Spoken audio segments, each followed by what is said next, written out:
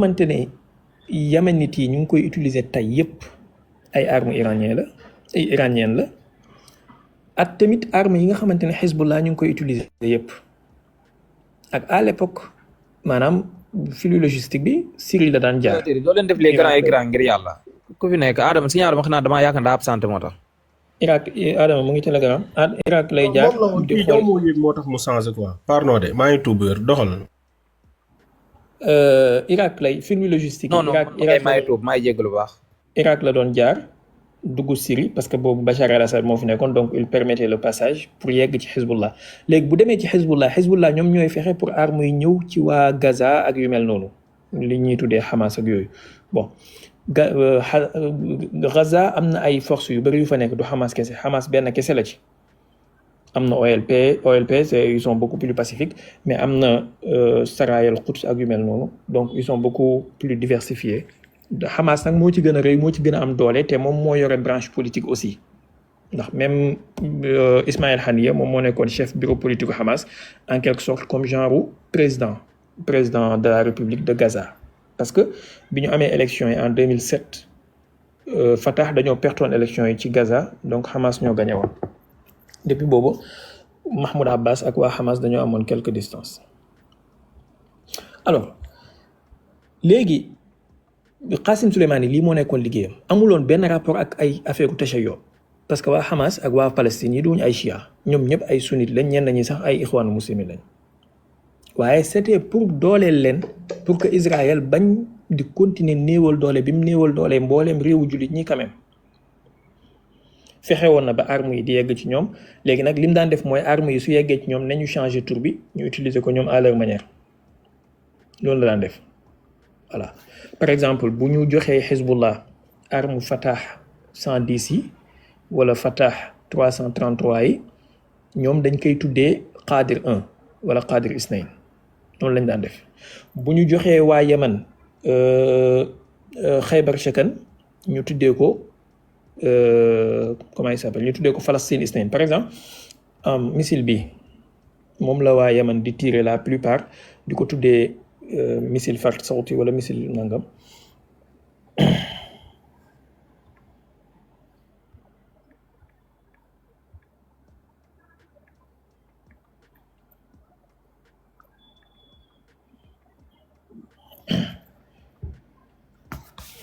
bii mooy Khaybar Shakan bi nga xamante ne waa Yemen moom la leen Iran jox moom la ñuy tirer sur Israël waaye ñoom dañoo changer tur bi tuddee ko Palestine Isnayn mais même caractéristique yi la et même signature bi lay def kii bi lay def bon missile bu gaaw la missile bu am doole la parce que charge utile bi ça fait 500 kilomètres et quelques donc Qassim Soleimani loolu moo nekkoon liggéeyam pour kii bi Fatah 110 yi moo nekk nii missile tactique la même Russie bëggoon nañu ko mais bon après commande bi mujjul jàll finalement ils sont limités ci drôle yi Fatah 110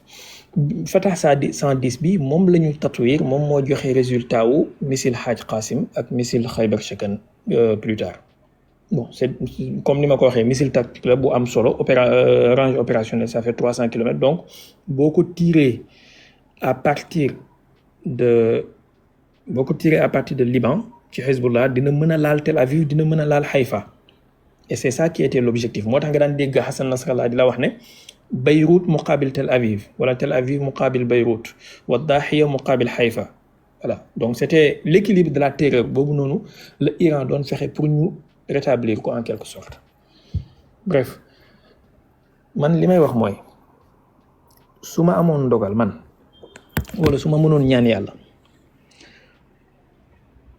li may wax ni c'est à mon corps défendant maanaam bu ñu mënoon remplacer ñoom Sudaysi ak ñoom Shuraym moom ñoom Massamba ak Mademba ñu remplacer la ñu nekk ay Qassim Soleimani wallahi mooy gën ci alamul islami bi suñu doomu bàjjen yi di sol seen tubay rek yi nekk Sénégal suñu leen mënoon remplacer ak ñoom Abou Mahdi al Muhandis wala ñu mën leen remplacer ak ñoom Hussein Tahrani Muqaddam mooy gën ci alamul islami bi voilà suñu majalisiens yi nga xamante ne nii lu dul ay diw yéeféer la diw safara la jëm lii xaraam la lii imam imam Cheikhouna Niang al Baghdadi wax na dara ngeen baal ma bref xaar leen ma wan leen Hussein Tahrani muqaddam bi ma leen doon wax ki nga xamante ne moom moo initié wala Hassan Tahrani muqaddam moom moo initié développement wu missile balistique bu iranien yi il a été assassiné par Israël ci benn explosion boo xamante ne dañ ko voilà bref baal leen ma léeg-léeg da ngay wax sa xol day jeex da ngay boole la neexal la naqari noppi moo nekk ni Hassan Tahrani muqaddam Hassan Tahrani muqaddam moom bokk na ci ñi demoon Corée du Nord pour def fa formation ci développement missile yeeg yu mel noonu malheureusement seetaan nañ ba ñu rey ko 2011 la gaañu développement missile yi jusqu'à 1000 et 2000 kilomètres moom moo ko initié c'est grâce à lui en fait kii su fi doon dund ba léegi konoon tey xëy na Iran mu ngi ci ay missiles 15 000 kilomètres peut-être voilà il a été tué par explosion malheureusement ci artillerie la commencé ak ay roquettes dem ba ci ay missiles balistiques après Hassan Tahrani muqaddam bi on a eu général Hadji Zada bi ma leen di wax nga xam ne perte ginnaaw perte Qasim Soleimani ak perte Hassan Nasrallah man xawma perte bu ko gën a rëy malheureusement xanaa kon moom amul woon numéro 2 kan la wala moo ay documents yoo xamante ne xëy na wala groupe boo xam ne xëy na defar na leen jàngee nañ ci école am ak yu demee nekk noonu. effectivement amoon na loolu tax affaire bi continuer kii mooy général Hadji Zada moo nekk nii maanaam ginnaaw bi ñu rey Hassan Tahrani muqaddam général Hadji Zada moo récupéré programme yi moo ko développé il a été assassiné alxamis passé sérieusement ginnaaw Hassan Nasrallah ak Qasim Soleimani xaw ma perte bu alamul islami bi am bu gën a rëy perte général Hadji Zada bi ñi xam dinañ xam lu tax ma wax ko tey Iran su amee missile Fatah bi ñuy wax nii wala ay missile hypersonique c'est grâce à ce type là Iran su amee missile An-Nour bi nga xamante ne moom mooy lancer seen fusée yi c'est grâce à ce type là c'était quelqu'un d'exceptionnel en fait extraordinaire malheureusement perte nañu ko maanaam benn général Hadji Zada bi Arabie Saoudite sosoo ba léegi li seen université yi mës a formé yëpp daal càmmoñu général Hadji Zada bi moo leen ëpp njëriñ ci alamul islami bi géopolitiquement et géostratégiquement daal càmmoñam laa wax je pèse bien les mots daal càmmoñu général Hadji Zada moo ëpp njëriñ waxuma moo leen gën mais moo ëpp njëriñ mbooleem li Arabie Saoudite mës a formé ci ay aalim ak ay xawma lan ak ay oustaz ak ay doaat parce que Arabie Saoudite formé lu ñu lu dul ay alphabet ak ñoom Mor Kébé ñu nekk fii ñi di dem Maroc ñi leen di ëffal continuer leen s'il vous plaît. macha allah xam naa man mi posé woon question bi moom am naa ki satisfaction lu gën a kawe sama njort xam naa ngi noonu bind ki suuf yenn bind yi xam naa ni mën nañoo jël bëgg a fooy ndax mbokk bi li mu fi wàccee ay cours magistral la parce que man mi posé question bi xam naa li tax ma posé question bi parce que bari nañu nekk ci panel bi 522 personnes yi seetaan yi ci bëree bëri xamuñu lan mooy cause xeex bi waaw nit nag doo def tasannoo maanaam bi maana di jaay ni xam nga benn mbir fekk xamoo ko man loolu complexe boobu dalu ma moo tax ma dugg automatiquement parce que yàgg naa ci suuf déglu xam naa lan laay laaj moo tax ma posé Cheikh Baye question bi ci topp moom li tax ma gën ko posé mooy parce que dafa am ñu bëgg a jël mbir mi bëgg koo jël ci diggante bayna chia wa ahlu sunna wal jamaa bi sifa amma comme ñoom ñu koy waxee parce que al amru laysa kadalik ku ci mel ni ñoom Mor Kébé dañuy jël mbir bi bëgg koo dévier déedéet li kulli makaanin maqaal même sax loolu bu amal sax maanaam c'est pas le temps c'est pas pour le moment pour ñuy génnee bëgg a jël mbir mi bëgg koo dugal ci mbirum chia ak sunna ak kaza déedéet ab jullit la rek mi ngi wax ashhadu an laa ilaaha wa ashhadu anna muhammadan rasulullah ñoo bokk lépp kon képp ku ab jullit rek war ngaa ñëw nekk seen ginnaaw pour dooleel leen pour dooleel leen pour jàppale leen pour ñu mën a jàkkaarloo ci ñun parce que jullit yëpp benn noonu lañ am muy noonu lislaam bi ki topp mooy forna tamit ci yooyu bay masaafa bi nga xam ni Iran am na ko ci yaatuwaay ci wàllum ard ak ci wàllum sukkaan Israël am ko su ma jumee Cheikh Baye mën na maa recadré Israël ma kon jàpp naa bu fekkee alxarbu sa yakunu bayna Iran wa Israël faqat sa yakunu al amru sha'bun jiddan ci waa Israël waaye al amru laysa kadhalik al amru akbar wa awsa' min dhalik aydan moo tax ma posé question boobu Cheikh Baye pour ñun ñëpp ñu mën a xam ne kon lii nag mooy xadafu Iran ñun jullit yi ñu gën a góorgóorlu gën a jàmmaarloo bañ a déglu gaa yi seen niveau yu bàyyi yi ñu waxee parce que lu jug rek ñu bëgg a jël Arabie Saoudite bëgg koo force nit ñi bëgg a jël seeni afkaar dañu ko force ila mata ila mata ñun amuñ boobu jot Arabie Saoudite saako bit naa ko si Arabie Saoudite man su ma doon jël modèle du ma jël Arabie Saoudite di ko jël sama wàllu modèle si wàllum diine amul dara lu may jël ci wàllu modèle ci Arabie Saoudite man moom CPSB mais moom amul waaw ku nag nga ku neex na mën ngaa dem kuy complexe ba xeeb lii fi ne ak xeeb ñii waa Iran yi def kon kooku moom damaa jàpp ne kooku ab complexe la kon loolu moo waraloon sama question Cheikh Baye di la wax ni farahna bika ghayatal farah istafadna minka istifatan tamma wallahi jazakallahu xayran kontaan bu ba yàlla fay la yiw bu baax a baax ci ala juhudika al mabdula waaw ci juhdu bi ngay def di ca kenn fayule ci kenn kon li ñu war a rek mooy ji la jaajëfal bu baax a baax wax dëgg yàlla kontaan ba dama maanaam su'aal bi man dama satisfait wallahi fa lisaani mu'jiza bi nutqi ma fi qalbi wallahi fa lisaani mu'jiza bi nutqi ma fi qalbi yaqi waaw mënuma sax wax parce que dama am satisfaction ci li nga ma tegal sama kanam parce que bari na yu bare moo bi nga doon tontu dama doon enregistré parce que bëgg naa boo léegi bu ma posé question bi ma mën a dellu ma mën a am ay delluwaay kon jazakallahu xayran maa ngi kontaan di bàyyi gars yi ak ñoom Cheikhouna ñu continuer seen lancé yàlla fay leen yéen ñëpp Cheikh Baye kontaan nañ bu baax a baax wallahi kontaan naa jazakumullahu xayran incha allah. macha allah sëñ Babacar Ndiaye comme kontaan nga après nga jël numéro wéef nga wéef incha allah ñu dama lay toog Ultimate Seydi Ultimate bismillah. waaw nuyu naa ñëpp Babacar mën nga ma ñaanal man mi tax live bi de Seydi Ultimate bismillah daa mel da ngay écouter dugal WhatsApp ñëwaat. man bon dama may ko waa du ñàkk maa ngi si yoon bi de ñëwal baax na léegi baax na ñëw xam naa tam may jékki-jékki di perdre réseau di ko amaat quoi maa ngi si yoon bi waaw damay rafetlu wax ji rek ba léegi ñaanal moo xam ne ngeen tànk Mohamed doo doppi ma wax kii quoi yow donc di rafetlu wax ji ba léegi rek mais je pense que fu ñu bëgg tourner débat bi demoo fa léegi tu vois Cheikh Baye mu ngi justifier ay lii di expliquer jaru ko islam la ci kaw lépp islam la d'abord ku nekk pays bu nekk am nga sa agenda yoo xam lu ci ginnaaw xam nga mënuñ ko xam nañ benn affaire mën nañ ko jàngat si biir kay c'est à la suite de la guerre de la fin de la guerre Iran-Irak en 88 lañ ko formé donc ça veut dire ce que ça veut dire mais bu ñu xuus si yooyu parce que li ñuy xuus nii ay di justifier non que gars yi seen intention du lii ñu ngi jàkkaarloog benn situation bu jàmp mooy ñu ngi rey ay doomu Israël ñu ngi rey ay jullit point naka lañ ko mën a saafaree mu doon Amérique yow moo ñëw dóor Israël mu doon France yow mu doon doomu yéeféer yow mu doon yéeféer yow mu doon jullit yow waaye kooku dañoo rànd ak moom nag wala mais problème bi loolu d'abord ki nga xam ne ki xam nga agenda yam au bout du compte n'est-ce pas est-ce que intérêt wu Mor Kébé moo di na Israël gagné ci kaw Iran Israël comme ni ko Cheikh Baye waxee mu gagné waat contre les autres contre l'islam yow am nga ku lay défendre l'islam mais looy wax doo noppi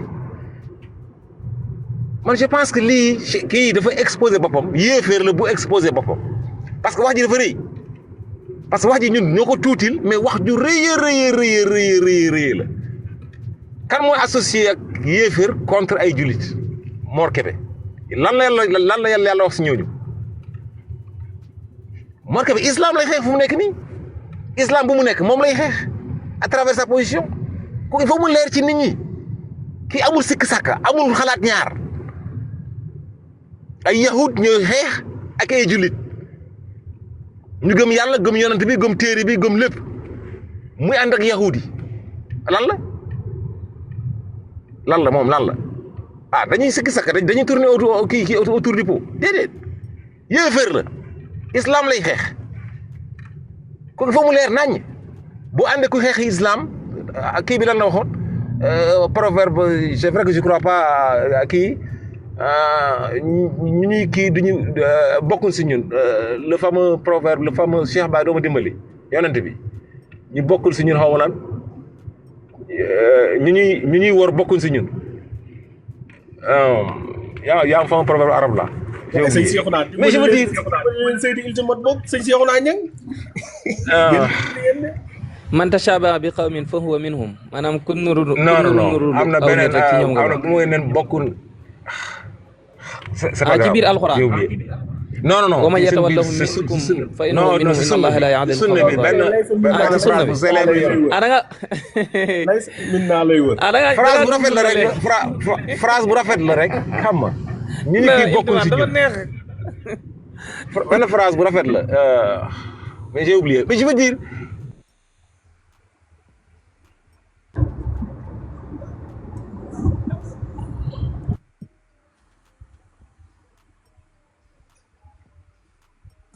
ku ci mata bokkul phrase wax ko ci olof jàll dem léegi yow it non garaaw léegi Seydi Ultimate waa alhamdulilah ba sëñ Ibrahima dabaat nañu Seydi Ibrahima sëñ Cheikh Baye. waaw sëñ Cheikh Baye dama bëgg ma def Seydi Ibrahima grand écran nga am question yoo xam ne nii entre yéen ñaar benn waxtaan boo xam ne ñëpp dañuy tëj micro yi déglu leen rek su ko defee ñu jariñu si incha allahu taala. ah bon bu fekkee développement mu développé moo ko gënal sax man j'aime bien l'écouter parce que voilà après ci biir moo xam ne su ma amee question gis naa ko. c'est très intéressant allez-y Seydi Ibrahima ñu ngi lay ziar bu baax. waa delloo ziar. waaw en fait dama ne noonu bëgg a liiral mais en français lay doon maanaam kii bi Iran li mu tey comme information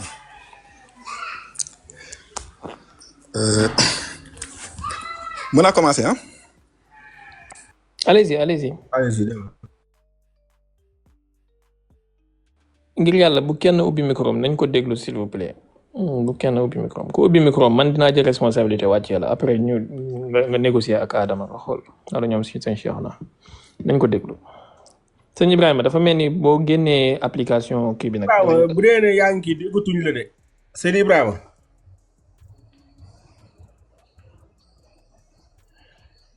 xam naa daa dem Google mi ngi ñëwaat. ok sëñ Cheikh na après like bu dee café Touba bi jàppandi na mën nga jox livreur mu indil ma. Adama. te alminhaj bi itam bu ma ci fàtte. man naa laa livré kay incha allah. may leen ma tuuti rek ma reprendre ko après ma liiral leen ko. waaw baax na aywa bisimilah ñëwal xaaral ma kii lunus ma teewal fi lunus mel ni ne lunus a ngi fi ma enregistré leen. xoolal dafa am waaw non leen da koy liir ñëwaat. dafa am benn mbokk bu ma yónnee sànq bi ñu nekk ci kaw live bi. ci Twitter docteur Lo. docteur Moussaïlamatul Kazzab Lo. maanaam 3 jours dernier maanaam avant tay maanaam 3 jours. maanaam ci circonstance bi muy soogee tàmbali muy wax yu nu Mor Kébé bi. docteur dafa dem ci Minhaju Sunna an-Nabawiyya daal fay benn wolim 5 safan 128.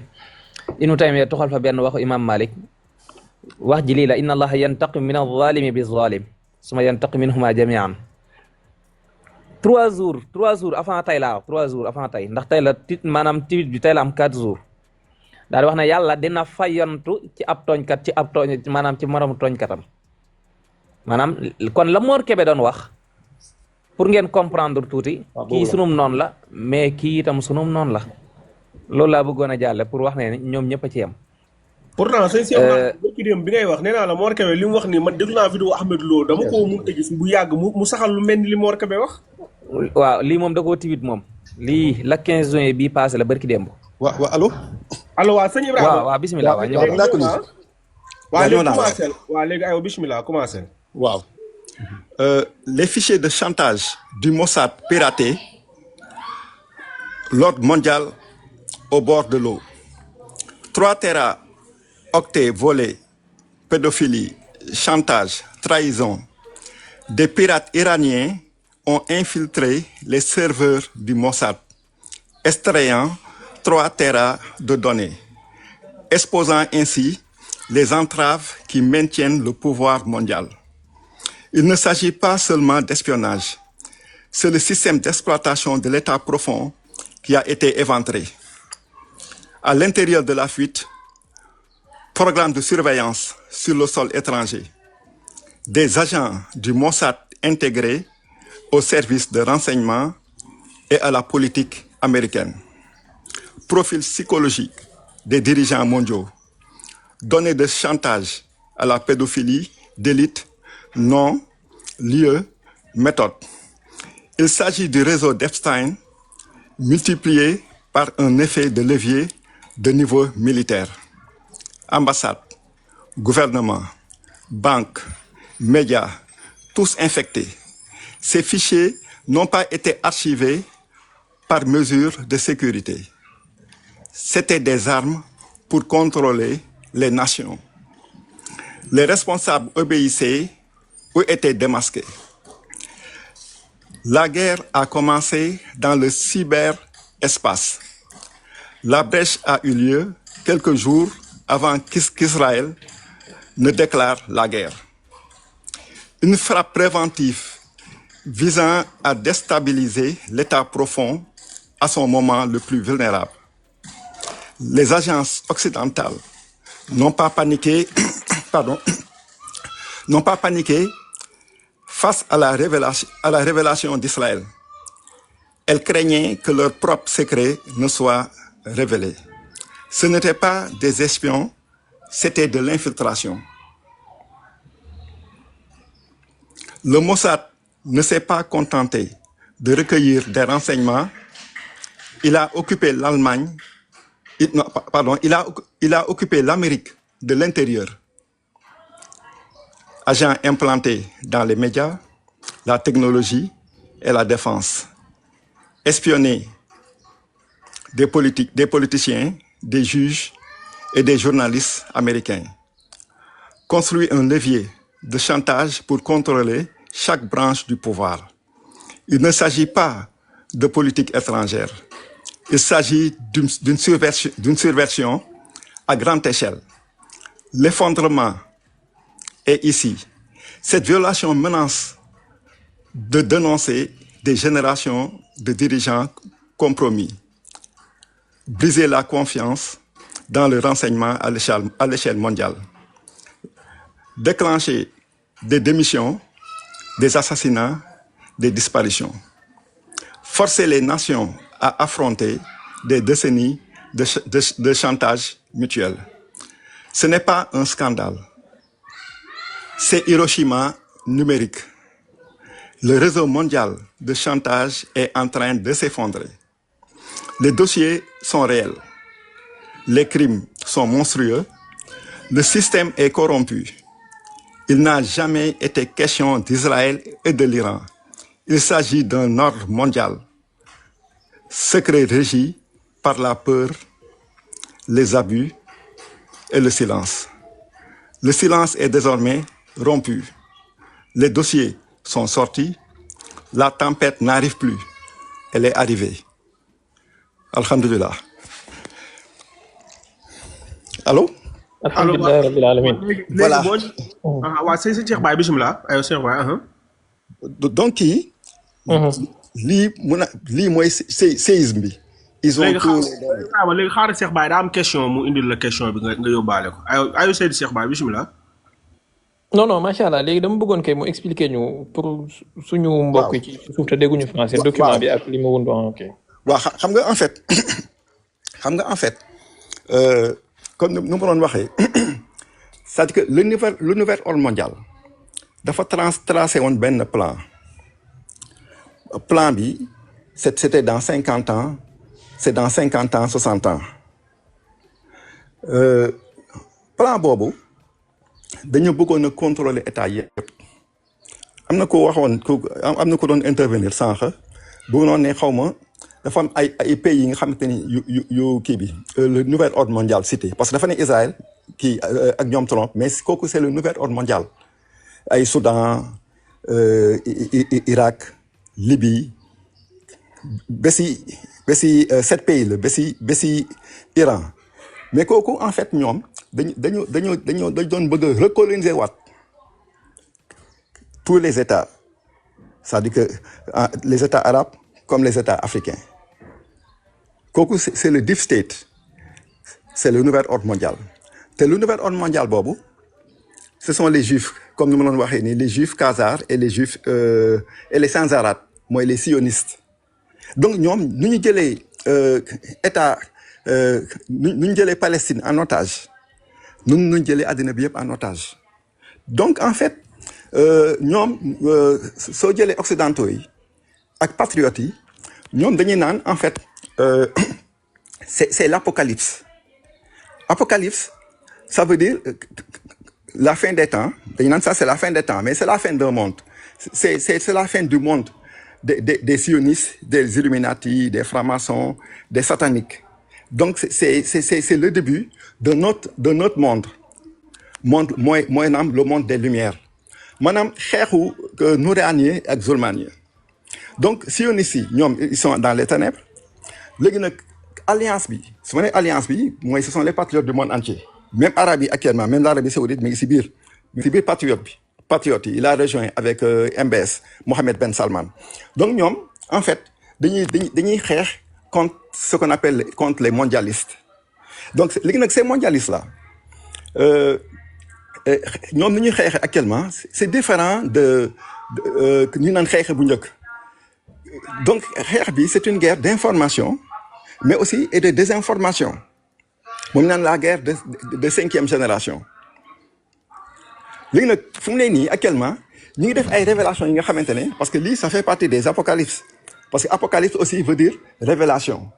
Mais révélation, madame, il faut bouleverser l'ordre. Parce que nous avons établi un ordre.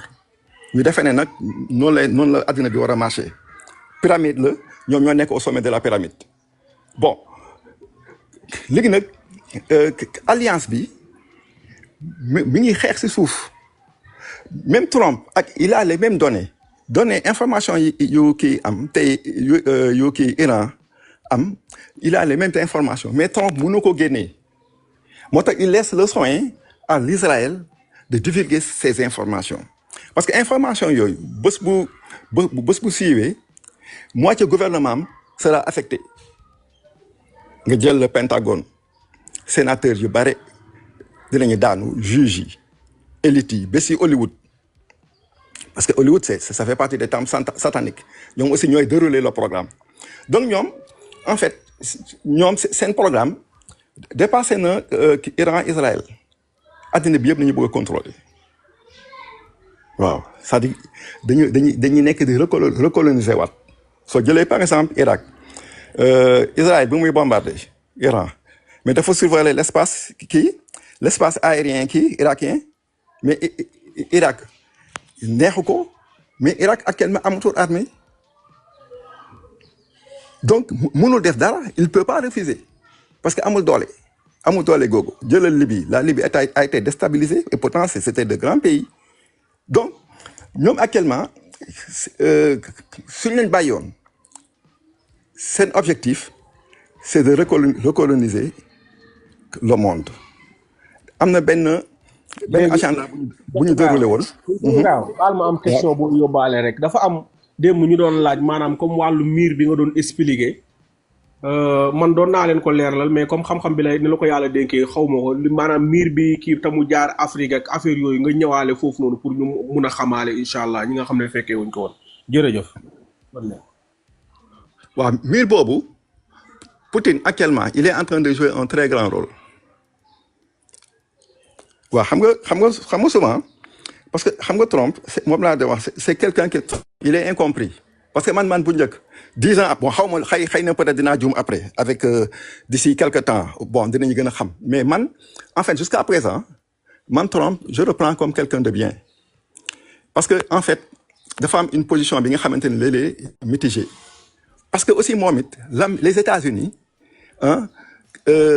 yahudi su ma nee les juifs là yahudi su ma nee yahudi je parle pas du peuple hébreu mooy les Khazars ñoom ñoo téye les États-Unis en otage donc Trump aussi mi ngi koy libéré Trump soo xoolee Trump il a essuyé beaucoup d'attentats Trump essuyé plus de 80 attentats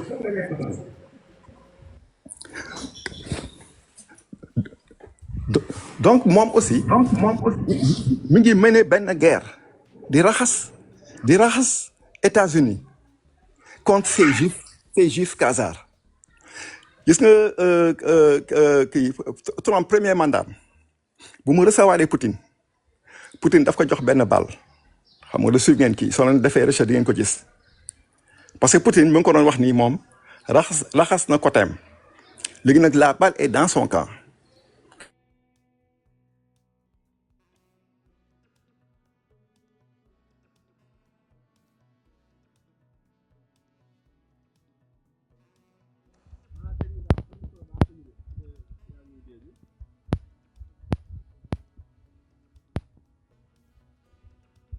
t'as vu ñoom ñoo yore le forum Davos ñoom la les Claude Schwab ak yooyu yëpp donc ñoom en fait objectif bi yëpp mooy détruire leen te ñoom ñëpp ils sont convaincus sooy lire seeni post ak yooyu yëpp dañu naan Israël mooy fin bi c'est la fin du deep state Israël su daanoo rek xam ni ça y est c'est fini c'est la fin te ñoom ñëpp ils sont unanimes du génn 2025 bi depuis 2019 ñu ngi ko doon wax du génn 2025 bon léegi nag mur bi comme nu ma ko waxoon la fois passée Trump Poutine bokk na ci acteurs yi mur bi dafa commencé dafa commencé Mali Niger Burkina actuellement dina egg Tchad donc mur bi dina egg ci Sénégal parce que en fait mur bi ñan lay protéger dafay protéger peuple bi contre Yaajuuj ak Maajuuj mooy Gog ak Magog te Gog ak Magog mooy l'Occident et l'Orient parce que en fait ñoom ñoo nekk di tilimal àddina bi soo jëlee la France nga jël le deep state France le deep state les États-Unis su ma nee les États-Unis bon je parle de la tête quoi du deep state nga jël les États-Unis nga jël même le Canada dëkk yu yëpp c'est le deep state nga jël Taïwan aussi deep state bi moo ko contrôlé moo tax dina am beneen guerre entre Chine ak Taïwan à moins que Taïwan gaaw a kii reconnaître fusion bi parce que Chine day jël Taïwan comme la Corée du Nord ak la Corée du Sud dañuy fusionner parce que yu yëpp deep state bi moo leen diviser parce que deep state bi dafa bëggoon détruire la Chine la Russie comme l'URSS yu yëpp du moo tax ñoom ñëpp du arabe yi rek du musulman yi rek ñoo am problème boobu ñëpp am problème bi c'est au niveau mondial léegi nag ñoom ñëpp ils sont unanimes que Israël mooy fin bi parce que comme nu ko mbokk bi waxee effectivement ñoom l'univers ordre mondial ñoom ñu ngi doon le grand Israël dafa doon dem ba ci frontière u Nil bi et Égypte yëpp dañ koy jël une partie de l'Arabie saoudite Syrie ak yooyu yëpp dëkk yooyu yëpp dañ koy jël ça fait partie du grand Israël mais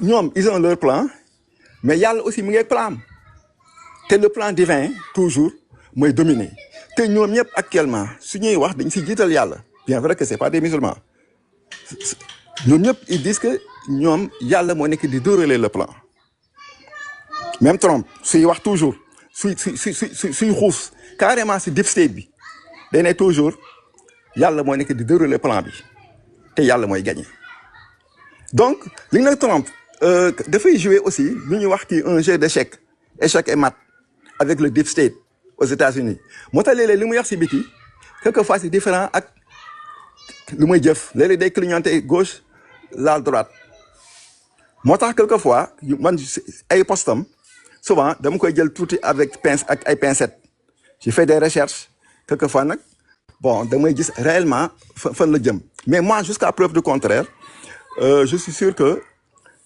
Trump du mës a attaquer Iran jamais du ko mës a def d'ailleurs moom campagne am loolu li mu njëkk a wax moom nee na dafay daggal lépp li nga xamante ne guerre la à l'étranger soo xoolee premier régnam 4 ans premier mandat deful benn guerre ay ñoom Obama ñoomin Bush père fils Clinton ñoom ñëpp ils ont fait des guerres mais moom defuloon benn guerre deuxième mandat bi aussi nee na non seulement du def benn guerre mais aussi du am benn soldat américain bii dee à l'extérieur donc te moom objectif am mooy détruire le deep state te soo ne da ngay détruire le deep state c'est l'état profond ce sont les sionistes c'est-à-dire les israéliens toi mais c'est pas le peuple hébreu waaw li daal laa doon bëgg a participer mais damay bouger après quoi c'était benn parenthèse bu ndaw laa doon bëgg a def quoi. Ibrahima ñu ngi lay jaajëfal ci développement bi bu baax am na solo trop macha allah yal na yàlla yokk xam-xam bi gën a leeral dënn bi ci barke yonent bi sallallahu alayhi wa sallam. waaw amin amin ñu bokk. incha allah en fait dafa am benn question maanaam yow pour yow Trump lii di xew Iran nii amul ci benn responsabilité actuellement attaque bi ñu attaqué Iran ak Netanyahu massacre bi mu nekk di continuer ci Gaza te Trump mën ko arrêter du jour au lendemain maanaam est-ce que tey Trump su décidé woon couper l'approvisionnement en armes à l'État hébreu Netanyahu du arrêter massacre bi muy def Gaza avant même avant 20h tey ci ngoon ñaareel bi il a dit comme ni nga ko waxee que ne dafa bëggoon a arrêter guerre yi day arrêter guerre yi su gagné élection yi noonu la campagne mais gis nañu bi mu ñëwee ba léegi la guerre en Ukraine continue te pourtant mën na ko arrêter su ko bëggee en 24 heures ndax il suffit juste mu couper fourniture de renseignement satellitaire yi muy jox Ukraine couper connexion Starlink bi Elon Musk di jox Ukraine couper la fourniture en armes bi Amérique di def Ukraine et su ko defee la guerre se termine en 2 semaines Trump continue toujours de fournir les Ukrainiens en armes ainsi de suite donc est-ce que réellement Trump bëgg naa arrêter quoi que ce soit selon vous ak lan mooy firnde bi en fait. waaw xam nga Trump il est confronté à plusieurs problèmes comme ni ma ko waxee l'Amérique d'abord n'est pas libre xam nga soo ne da ngay arrêter guerre Ukraine ak yooyu yëpp dafay fekk déjà yow nga libre mais l'Amérique est sur l'emprise du deep state ça en fait c'est-à-dire dañoo infiltrer soo jëlee CIA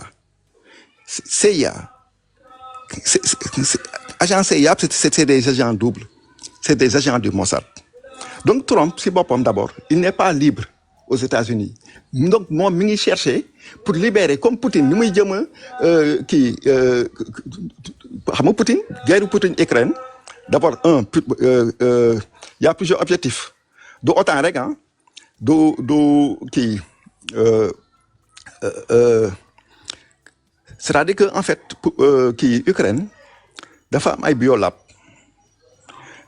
soo jëlee le plus grand réseau de trafic d'enfants d'organes dans le monde se trouve en Ukraine léegi nag OTAN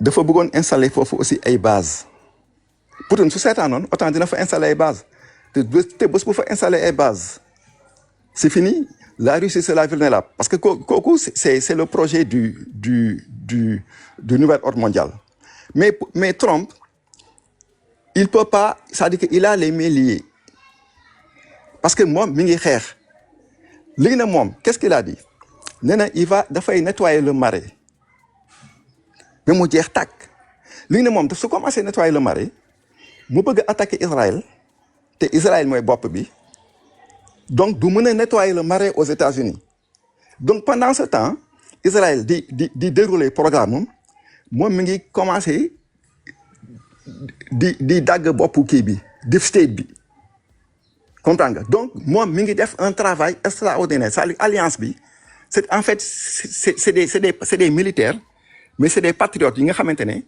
ñoom ils sont benn état contrôlé wu leen muy les États-Unis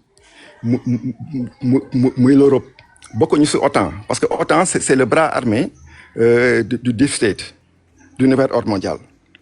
Bon léegi nag ñoom je peux un peu s'il vous plaît bu fekkee doon wala waaw. Okay. Like Trump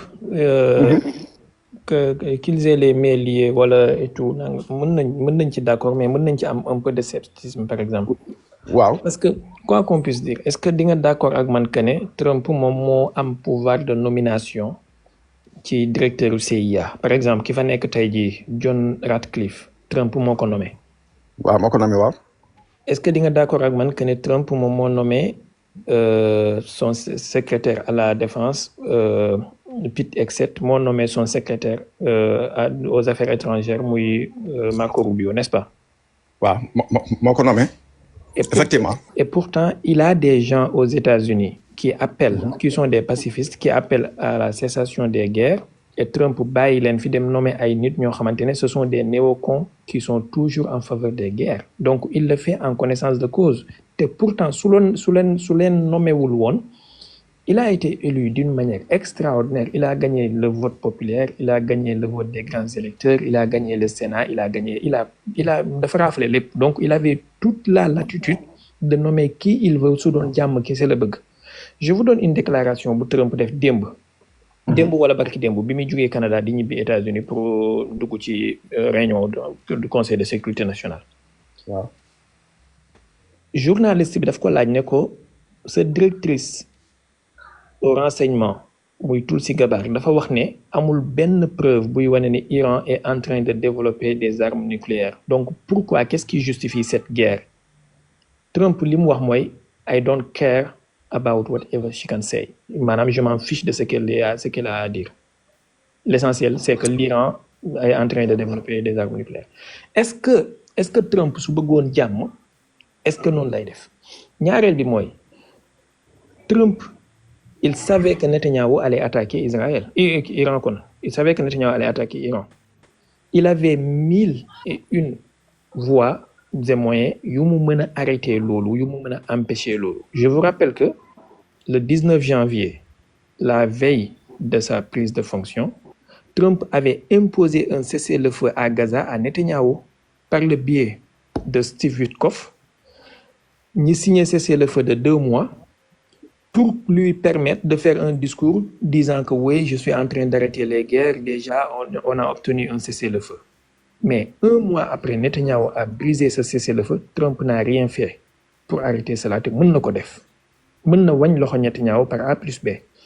Qu'est-ce qu'il a dit bi Netanyahu attaqué Iran? Il a dit que Netanyahu était en train de faire un travail formidable et que les Iraniens doivent se rendre, les Iraniens doivent capituler d'une capitulation sans condition. Une conditionnel surrender. Loolu la bind. Est-ce que quelqu'un qui veut la paix loolu noonu la war a waxee?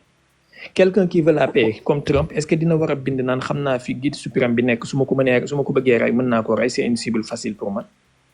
Donc man damay jaaxle bu fekkee dañ ne ma Trump dafa bëgg jàmm ci premier mandat am bi Trump a fait assassiner Qasem Soleimani, ce qui pouvait déclencher une guerre régionale voire mondiale, parce que Qasem Soleimani c'est pas un n'importe qui, c'était presque comme un chef d'État. Trump a fait assassiner Qasem Soleimani et il a endossé publiquement la responsabilité. Quelqu'un qui veut la paix ne fait pas ça.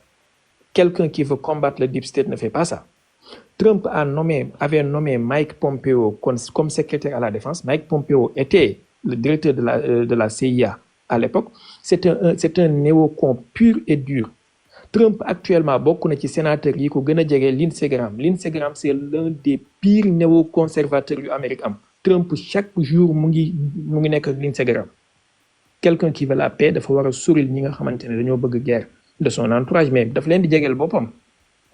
Trump bi mu assassiné Qasem Soleimani ba pare avant loolu en 2018 lu mu def accord nucléaire bi ñu obteniroon ci Iran en 2015 nga xam ne au moins indi woon na benn stabilité régionale.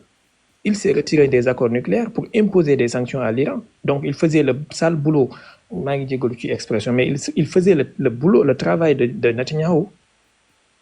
Donc man vraiment j'ai du mal à croire que Trump c'est un pacifiste, c'est quelqu'un qui veut la paix, c'est quelqu'un qui veut mettre la fin aux guerres et ainsi de suite. Waaw, xam nga en fait moom laa doon expliquer, xam nga c'est une guerre de ruse. C'est une guerre d'information et de désinformation. Xam nga en fait derrière Trump, bon soo jëlee ay ñoom Mike Pompeo, moom en fait c'est un agent double, c'est un agent du Mossad. Bon, nga jël gis nga derrière Trump, yaa ki nga xamante ne moom il opère dans l'ombre, mooy cerveau bi, mooy le général Flynn. Xam nga ko wala dégg nga turam, le général Flynn. Derrière le général Flynn, ak ban poste la occupé? Le général Flynn nekkoon na je crois que directeur CIA. Ah bon, ban année? Bon, je sais pas exactement, mais après peut-être su ma revenir dinaa la kii. Donc le général Flynn. Ok, bon. En tout cas, ok, allez-y. Le général Flynn ak John Fitzgerald Kennedy Jr. ak l'armée, parce que en fait Trump lu ko fal c'est un plan militaire. C'est pas des civils, c'est-à-dire que c'est un plan militaire.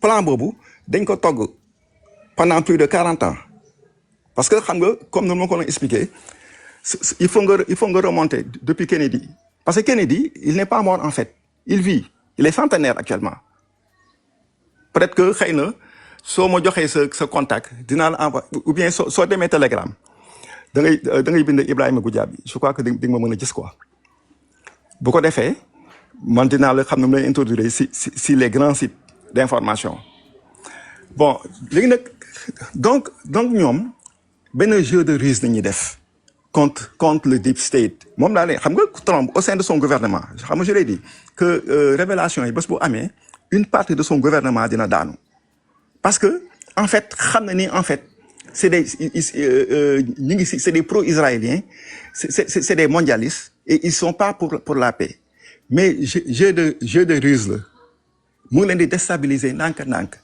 mais c'est l'armée parce que un civil mënu ko def ce plan c'est un plan militaire moo tax c'est très complexe comprendre nga c'est très complexe donc moo tax moom y a des choses yi nga xamante ne quelquefois du ko mën a wax ni publiquement mais c'est un jeu de ruse parce que ñi nga xamante ne lay jëflantel c'est des gens yi nga xamante ne qui ont dirigé le monde pendant plus d'un siècle waaw donc dañoo infiltrer état bi yëpp au niveau de l'armée il y a des généraux des officiers au niveau des agents de la CIA je ne parle pas du directeur de la CIA mais au niveau des agents de la CIA ñi nga xam ne ils sont un peu partout dans le monde tu as vu xaw ma jox ndax déglu nga attentivement kii bi li ma doon lire donc en fait ñoom dañoo téye addina bi yëpp en otage léegi nag ñoom moom suy xeex ak ñoom du jàkkaarloo nii comme ça ak ñoom xeex ak ñoom benn jeu de ruse lay utiliser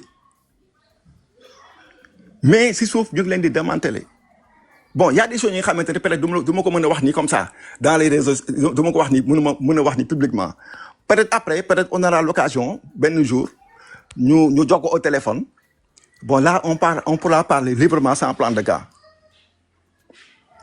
mais yàggatul fii ak quelques mois lu bari dina leer su dee Trump dëgg il est pour la paix bon on le saura parce que am na yàggatul.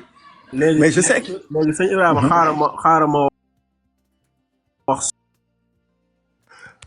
mais je sais que léegi sëñ Ibrahima xaaral ma wax soxna Ami bu dee am nga. parce que sama waxtaan ak sëñ Ibrahima jeexagul en fait lii c'est juste vite fait nii page Wikipédia ci liste des directeurs de la CIA depuis à partir de 2005. à partir de 2005-2006. ki nekkoon directeur 2005-2006 président bi moo nekkoon George Bush 2001-2009 premier directeur bi à l'époque mu ngi tudd Portegos après ñu am Michael Hayden mu ngi nekk 2006-2009 après ñu am Leon Panetta mu ngi nekk 2009-2011 jamono Obama commencé na après ñu am Michael Morrell 2011-2000 maanaam le 1er juin 2011 6 septembre 2011 après ñu am David Petraeus 6 septembre 2011 9 novembre 2012 après ñu am Michael Morrell 9 novembre 2012 ba 8 mars 2013 après ñu am John Berman 8 mars 2013 ba 20 janvier 2017 waxtu Obama jeex na Donald Trump premier mandat am 2017-2021 commencé ñu am Morrell Park 20 janvier 2017 ba 23 janvier 2017 donc par intérim la woon après ñu am Mike Pompeo mooy ki ma doon wax sànq 23 janvier 2017 ba 26 avril 2018 après ci la doog a ñëw nekk secrétaire d'État Trump moo ko fal directeur CIA moo ko fal secrétaire d'État c'est un des pires néocons bu am ci àdduna bi jamono ji après ñu am Gina Haspel mu ngi nekk directeur par intérim li ko daggee 26 avril 2018 ba jàpp 20 janvier 2021 ci jamono Trump bon am na intervalle après ñu am David Cohen moom tamit par intérim la woon 20 janvier 2021 ba 19 mars 2021 Joe Biden commencé na 2021-2025 après ñu am William Burns moom moo nekkoon directeur CIA ci jamono Joe Biden yépp li ko daggee 19 mars 2021 ba 20 janvier 2025 après Trump bi mu ñëwee ginnaaw loolu intérim am na ci style 20 janvier 2025 ba 23 janvier 2025 gis nga Trump numéro 2 à partir de 2025 ki nekk directeur CIA actuellement mooy John Ratcliffe depuis le 23 janvier 2025 moo nekk en poste ba léegi donc bëgg naa sëñ Ibrahima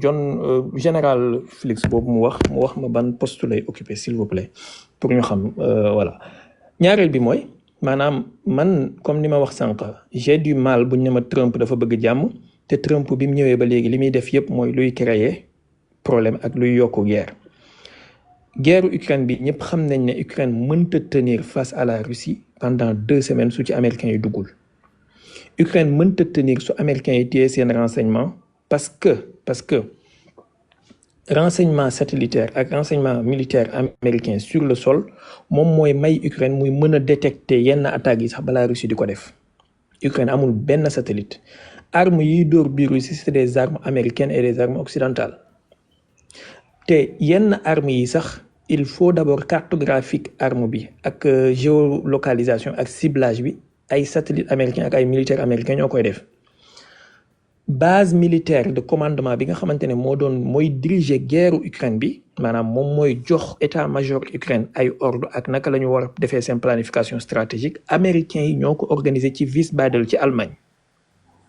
Trump xam na loolu yépp Trump s'il avait coupé les robinets guerre Ukraine bi jeex en 2 semaines en moins de 2 semaines sax mais il continue de donner il continue d'ouvrir les robinets ñaareel bi mooy Trump dafa oo iranien yi ci négociation c'était une ruse xamoon na Netanyahu dina leen attaquer mais mu woo leen ci négociation pour nelaw loo leen pour que iranien yi jàpp ne comme ñu ngi en temps de négociation amul benn attaque bu imminente donc ils peuvent baisser les gardes balaa attaque bi di am jeudi passé li ko daggee ci lundi ba mardi mercredi qu'est-ce que Trump a fait il a fait évacuer les membres de ses ambassades ak ses bases militaires yi nekk ci golfe bi yépp les membres non essentiels yépp daf leen évacuer yéen ñëpp xam ngeen information boobu bu ngeen bindee léegi évacuation des membres des ambassades wala des membres non essentiels quelque chose du genre bu ngeen ko bindee léegi di ngeen ko am donc Trump savait pertinemment ce que Netanyahu était en train de préparer et il peut l'arrêter. Qu'est-ce qu'il a fait ginnaaw bi Iran répondrait il pensait que iranien yi duñu répondre moo tax première attaque gu Netanyahu bi mu bind poste commencé di magnifier loolu naan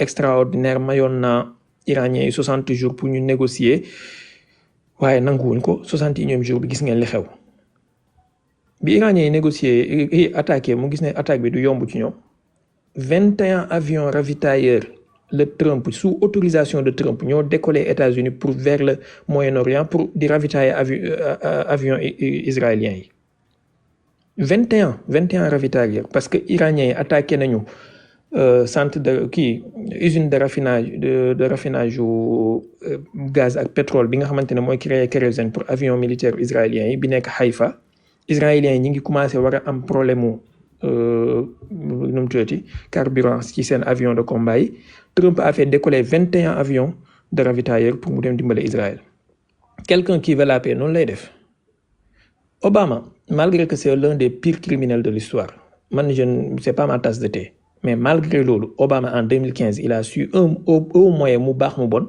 il a su obtenir benn accord nucléaire avec l'Iran pour éviter des frappes aériennes Trump a déchiré cet accord-là en 2018 ku bëgg jàmm noonu lay def Trump bi mu ñëwee nan la def waa Chine imposer leen ay droits de douane ba xawma ñaata %, 100 et quelques %. ku bëgg jàmm noonu lay def non mais quand même sérieusement bëgg naa sëñ Ibrahima mu dimbale ma ci général Félix bi mu wax ne après am naa yeneen question aussi.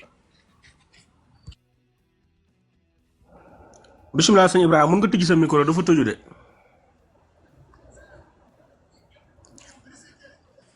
sëñ Ibrahima sa micro daa allo waaw baax na léegi bisimilah ok. waaw bon mun naa ma juum mais il m'a semblé que am na fu ma ko lire si parcours am mais c'est quelqu'un bi nga xamante ne les SEALs moo doon jiite les SEALs benn ay c'est des soldats d'élite ñoom nañu envoyé woon pour ñu arrêter Ben Laden. Moi, même la mort du général Soleimani, c'est en rapport avec ça. Pardon, j'ai pas compris, s'il vous plaît. Le général Flintz. Moi, les SEALs, c'est des soldats d'élite. Ah, ok, du CIA. Non, demain. C'est possible parce que après son parcours bi mu paree parce que entre temps tëj nañ ko mais j'avais comme l'impression defe naa en tout cas am na fu ma ko liiroon comme quoi occupé na ay postes au niveau de la CIA mais dama defaroon xëy na il a été directeur de la CIA mais xanaa kooku après dinaa ko revenir dinaa ko rechercher peut-être xëy na fii ak le soir wala demain dinaa si apporter ay éclaircissement quoi. Bon léegi nag moom moo doon diriger les SEALs ñoom ñoo téyewoon Ben Laden en fait c'était pas Ben Laden deewul il n'a pas été tué mais kooku scandale boobu Obama ak Hillary Clinton ñoo ko étouffé moo tax tous ces soldats là après ils ont été tués d'ailleurs kooku c'est un autre dossier kii moo ko njëkk a révélé Julien Assange avec l'affaire Wikileaks. Bon gis nga même la mort du général Soleimani c'est en rapport avec ça parce que pour étouffer affaire bi ñoom Obama ak ñoom Clinton c'est-à-dire Hillary dafa amoon li ñu doon versel le général Soleimani pour mu jéem a étouffer affaire bi parce que dafa naroon compromettre élection yu Hillary parce que ñoom ils étaient convaincus que Hillary su fallu woon Hillary dina fallu te affaire boobu su éclaboussé non seulement dina laal gouvernement Obama mais aussi ak bu Hillary léegi nag donc moom si boppam sax après il avait même été arrêté après nañ ko bàyyi le général Flynn mais moom en fait il fait partie des cerveaux des Q les 17 quoi des QAnon moom ak John Fitzgerald Kennedy Junior parce que moom soo demee dañ la ne il est mort par accident avion mais avion xam nga bateau mais kenn retrouvé wul kooram mais en réalité il n'est pas mort mais mi ngi opéré dans l'ombre léegi nag mais mi ngi opéré dans l'ombre léegi nag Trump moom laa ne Trump en fait ñoom ils disent que xeex bi ñuy xeex ñoom en fait ils ont affaire à un ennemi qui est très puissant donc ñoom comme ni ma ko waxee dañuy utiliser l'art de la guerre bu Sun Tzu c'est-à-dire que en fait dañ si boole ruse donc ñoom quelquefois c'est une guerre moo tax c'est une guerre d'information mais et de désinformation léeg-léeg li ñuy wax dañ koy wax nii mais c'est différent ak li ñuy poser comprendre nga donc c'est un peu difficile donc man je peux pas du ma kii man je vous laisse quand même peut-être le temps dinañu kii c'est un peu difficile nag pour convaincre nit ki pour mu mën a comprendre par rapport ak li xew ak réalité bi yëpp quoi à travers les médias ak li ñuy wax yëpp parce que en fait ñoom dañu naan c'est une guerre de cinquième génération une guerre d'information de désinformation effectivement Trump soo koy dégg du may wax parce que information ngeen di joxe yëpp effectivement yooyu dama koy dégg naa ko mais en fait man je me dis que toujours ruse la nekk di doxal parce que moom en fait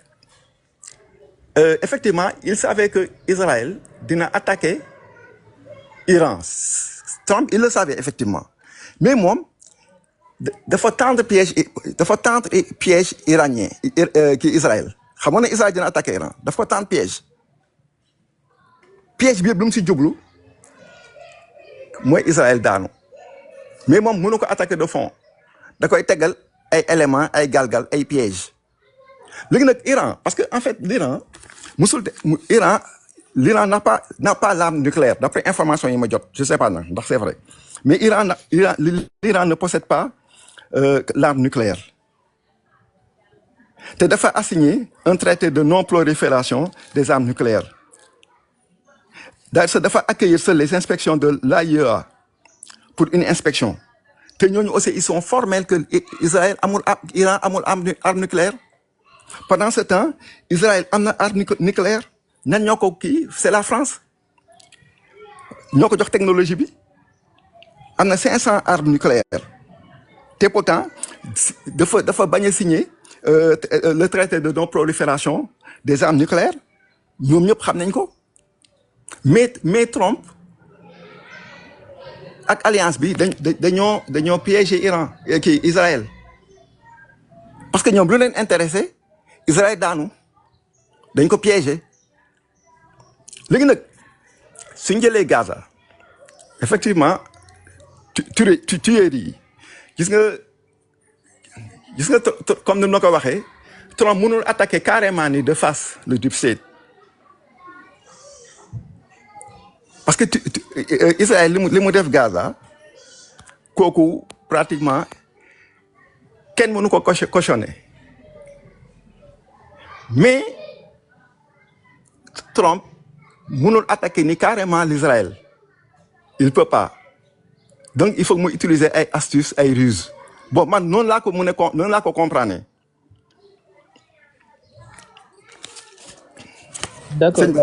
d'accord sang bi leer na. waaw c'est complexe nag c'est très complexe mais noonu laa ko kii mais j'aimerais quand même peut-être soo ma joxee sa contact. bon dinañu mën a kii on pourra échanger. d'accord dinaa la ko yónnee message incha allah léegi. bon voilà léegi man dinaa la mën a poster. danaa envoyer ay post soit si WhatsApp wala Telegram mais WhatsApp WhatsApp du mën a jël yenn fichier yu lourd yi.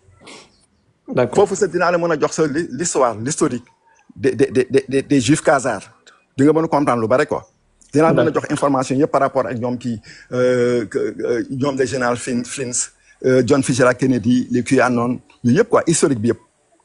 d'accord léegi dafa am ñaari kii yu ma bëggoon a leerlu rek balaa ñuy kii bi ci njëkk mooy dama dégg nga tudd l'assassinat wala projet bi ñu def ci Ben Laden ne éliminé nañ ko ak le général Soleimani en fait dama bëggoon a xam quel est le rapport entre les deux exactement parce que d'après ma connaissance Ben Laden ñu ngi wax ne rey nañ ko en mai 2011 général Qassim Soleimani il a été assassiné le 3 janvier 2020 donc quel est exactement le rapport s'il vous plaît. waaw parce que en fait Ben Laden en fait il n'a pas été tué léegi nag le général Soleimani d'après ñoom seen information bokk na si ñuy protéger Ben Laden xam na fu Ben Laden nekk te c'est lui en fait qui moom xam na non seulement fu Ben Laden nekk mais moom moo koy protéger. mais Ben Laden deewuloon il n'a pas été ki ñu sànni si géej gi c'est pas le vrai Ben Laden de moom bon information yi laa jot dama xamul nag bon façon waaw. bon man d'après ma connaissance général Qassim Soleimani c'était un officier supérieur de l'armée iranienne du corps des gardiens de la révolution et d'après ma connaissance Ben Laden il faisait partie de Al-Qaïda et d'après li ñëpp xam c'est de notoriété publique que Iran bokk nañu ci ñi gën a xeex Al-Qaïda ak Daesh ak groupement terroriste yooyu noonu donc maanaam ça me paraît très compliqué ñu ne Qassim Soleimani mooy protéger Ben Laden sachant que même Daesh Qassim Soleimani moo leen defeer ci Irak ak ci Syrie donc Iran bokk nañ ci ñi gën a combattre les terroristes formés par le deep state boobu ngay wax noonu mooy Al-Qaïda Daesh et consorts. Comment ça peut se faire que Qassim Soleimani di protéger Ben Laden en fait. waaw xam nga en fait. bon xam nga beneen kii tamit baal ma rek ma yokk ci ko ci pour gën a compléter maanaam Qassim Soleimani il a été assassiné par Trump sur l'ordre de Trump alors que Ben Laden c'est sur ère Obama donc bu fekkee ne Qassim Soleimani si on suppose que Qassim Soleimani moo doon protéger Ben Laden et Trump ñëw rey Qassim Soleimani pour affaire u Ben Laden bañ a génn mooy ne kon Trump il est complice ci affaire u Ben Laden kon wala bokk gisoo loolu.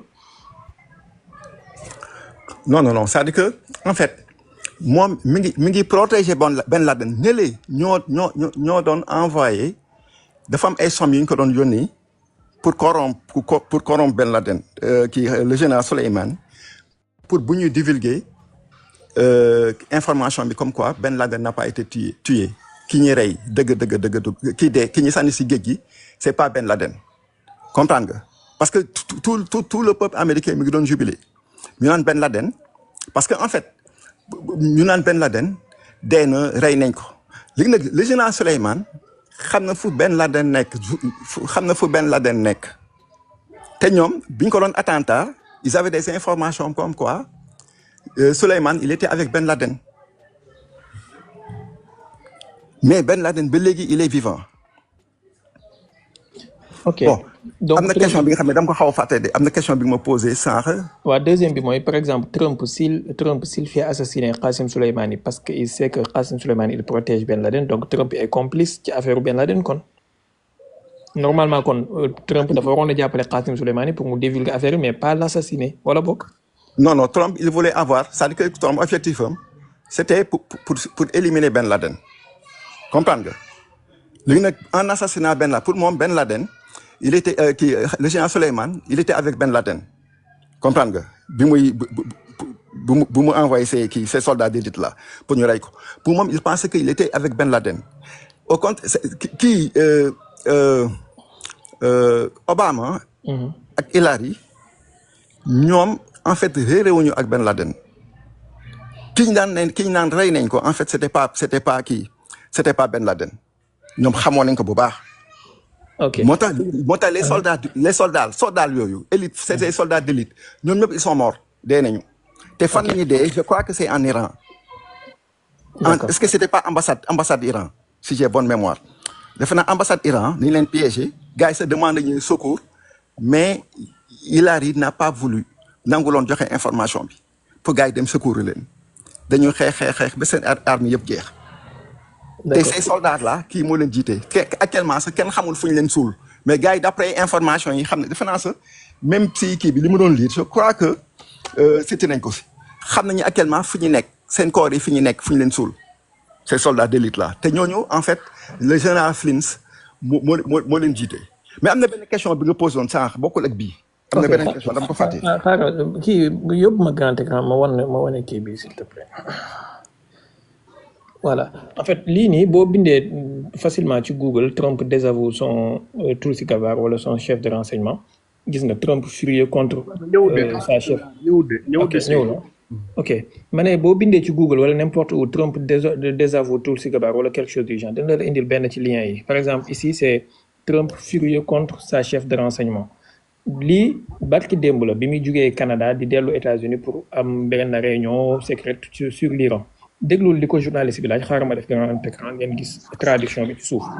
non bi déglu naa ko sëñ bi. maanaam oui journaliste ba leen ma tuuti rek journaliste bi dafa nekk di ko laaj ne ko lan ngay wax ci Tulsi Gabbard wax que ne maanaam Tulsi Gabbard nee na selon les services de renseignement vous voyez selon les agences de renseignement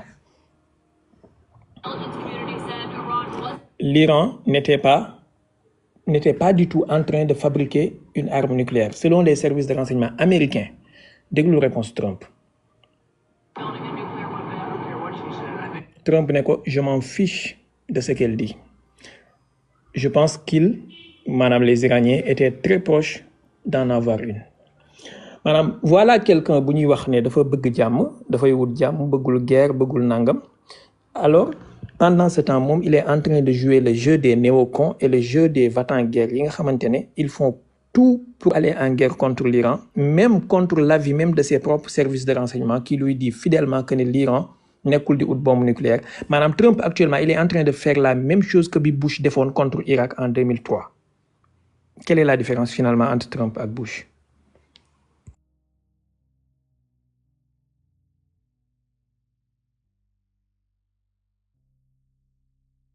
Cheikh Ibrahima sa micro daa tëju de bu dee def mu nga koo tijji. ok voilà allo baax na c'est bon. waa xam nga en fait suñu bëgg a topp logique ah Trump kenn du ko mën a comprendre par exemple xam nga en fait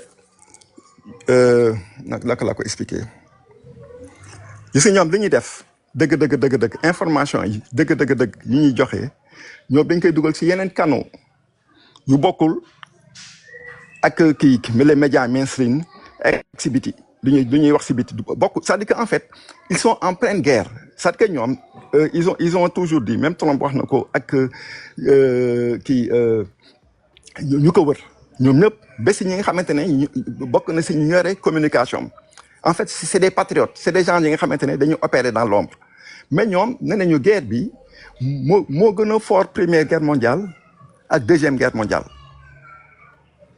donc en fait le plus souvent lu ñu wax si biti effectivement sooy def jugement boobu tu te dis que Trump c'est quelqu'un de mauvais c'est quelqu'un bi nga xamante ne c'est la même racaille ak ñoomin Bush les Obama et autres mais